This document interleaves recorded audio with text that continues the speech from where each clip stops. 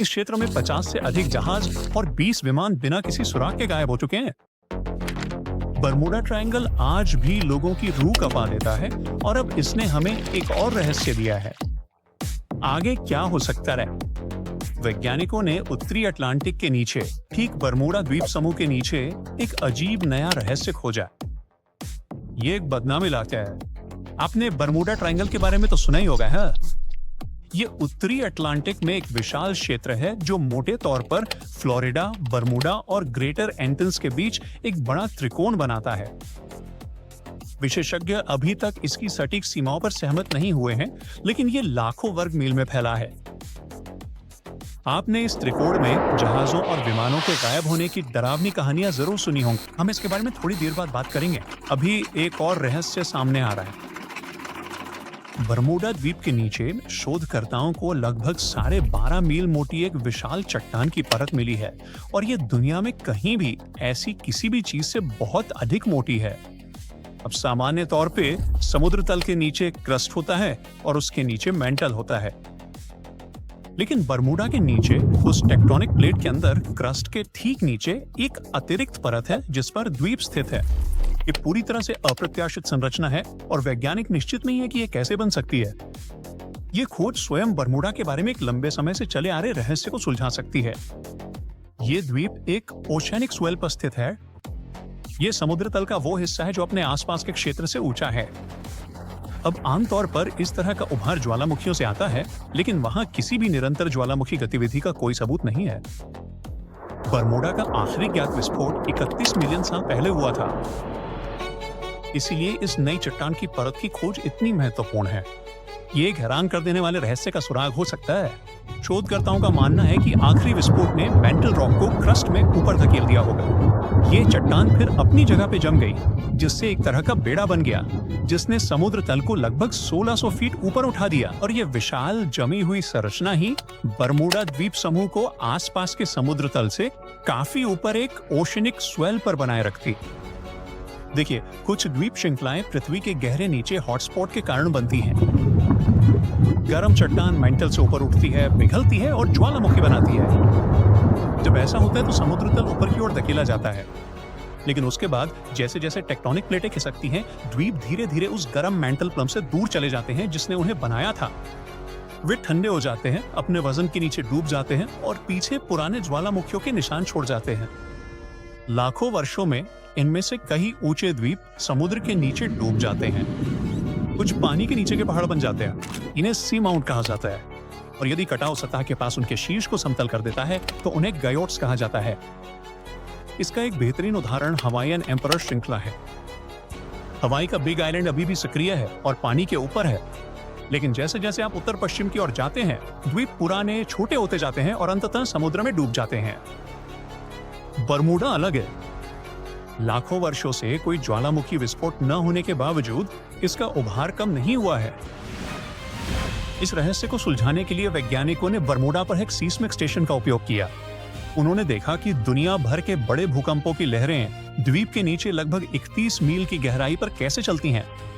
उन्होंने गौर किया कि लहरों की गति कहां बदली, जिससे उन्हें बरमूडा के नीचे चट्टान की एक विशाल मोटी परत मिली। दिलचस्प बात यह है कि यह चट्टान आसपास की सामग्री से कम घनी है, जो एक बेड़े की तरह काम करती है, समुद्र तल को ऊपर उठाए रखती है और द्वीप के उभार को समझाती है। शोध से पता चलता है कि बरमूडा के लावा में सिलिका कम है, जिसका अर्थ है कि ये ऐसी चट्टान से आया है जिसमें कार्बन अधिक है। और चट्टानों के नमूनों में जिंक के विश्लेषण से पता चलता है कि ये कार्बन मेंटल की गहराई से आया है। ये संभवतः तब वहां पहुंचा था जब 900 मिलियन और 300 मिलियन वर्ष पहले सुपर कॉन्टिनेंट पैंजिया बना था। ये प्रशांत या हिंद महासागरों में हॉटस्पॉट पर बने द्वीपों से अलग है। इसका एक कारण ये हो सकता है कि अटलांटिक एक नया महासागर है जो पैंजिया के टूटने पर बना था, जबकि प्रशांत और हिंद महासागर पुराने हैं। और बरमूडा की स्थिति जो कभी पैंजिया के केंद्र में थी, ये समझाने में मदद कर सकती है कि ये इतना अनोखा क्यों है। वैज्ञानिक अब अन्य द्वीपों का अध्ययन कर रहे हैं ताकि ये देखा जा सके कि क्या वैसी ही चट्टानी परतें मौजूद हैं या बरमूडा वास्तव में अपनी तरह का अकेला है। बरमूडा जैसे चरम स्थानों को समझने से वैज्ञानिकों को हमारे ग्रह को आकार देने वाली सामान्य और असामान्य प्रक्रियाओं को समझने में मदद मिलती है। अब बरमूडा ट्रायंगल ने खुद एक सदी से भी अधिक समय से लोगों को आकर्षित और डराया है। आधिकारिक तौर पर बरमूडा ट्रायंगल का कोई अस्तित्व ही नहीं। कोई भी विश्व मानचित्र इसे नहीं दर्शाता है और भौगोलिक नामों पर अमेरिकी बोर्ड इसे एक वास्तविक क्षेत्र के रूप में मान्यता नहीं देता है। लेकिन लोग अभी भी इस जगह के बारे में जानते हैं और इससे डरते हैं। इस क्षेत्र में अस्पष्टीकृत गायब होने की कहानियां 19वीं सदी के मध्य की हैं। लेकिन बरमूडा ट्रायंगल शब्द 1964 तक सामने नहीं आया था, जब इस क्षेत्र को समुद्र के एक त्रिकोणीय विस्तार के रूप में वर्णित किया गया था, जिसने बिना किसी सुराग के सैकड़ों जहाजों और विमानों को नष्ट कर दिया था।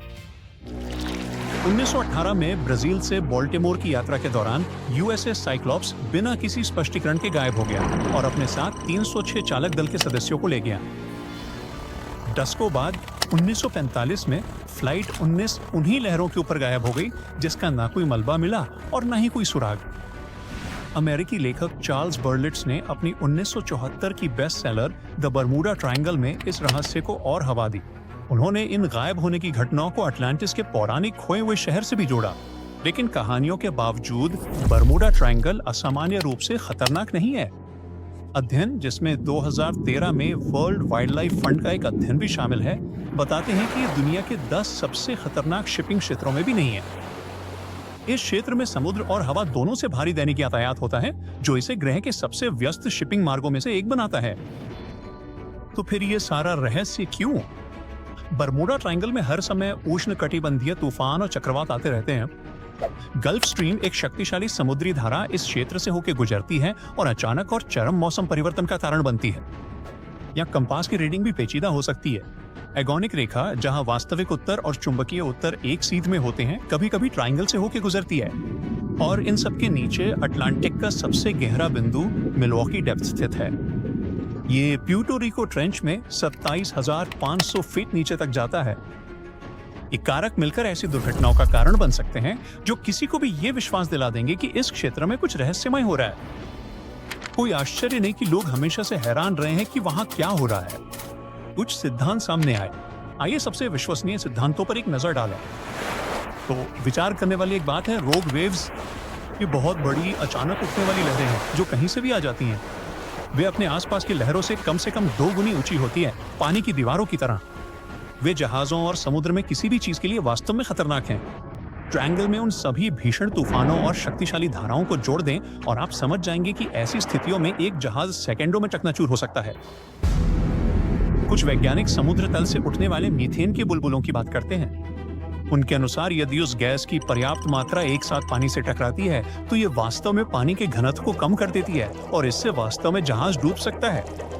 निश्चित रूप से ये घटना हर समय नहीं होती है, लेकिन ये लोगों को घबराने के लिए काफी है। फिर चुंबकीय चीजें आती है। पुराने समय में बरमूडा ट्रायंगल में कंपास खराब हो जाते थे क्योंकि यहाँ वास्तविक उत्तर और चुंबकीय उत्तर कभी-कभी एक सीध में आ जाते हैं, जिससे नाविक पूरी तरह से भटक जाते हैं। आजकल जीपीएस इसे ठीक कर देता है, लेकिन अतीत में इसने गंभीर सिरदर्द पैदा किया और अफवाहों और शहरी किंवदंतियों को जन्म दिया। इसके अलावा, जैसा कि हम पहले से ही जानते हैं, उस क्षेत्र में मौसम बहुत खराब रहता है। चक्रवात, उष्णकटिबंधीय तूफान और गल्फ स्ट्रीम कुछ ही समय में शांत पानी को पूरी तरह से डरावने सपने में बदल सकते हैं। लेकिन इसमें से बहुत कुछ मानवीय भूल भी है। ट्रायंगल ग्रह के सबसे व्यस्त शिपिंग मार्गों में से एक है। पायलट और कप्तान गलती कर सकते हैं, खासकर खराब मौसम में या रात में। फ्लाइट 19 इसका एक बेहतरीन उदाहरण है। एक बार जब हम भारी यातायात को उन सभी प्राकृतिक खतरों के साथ मिला देते हैं तो दुर्घटनाएं तो होंगी ही।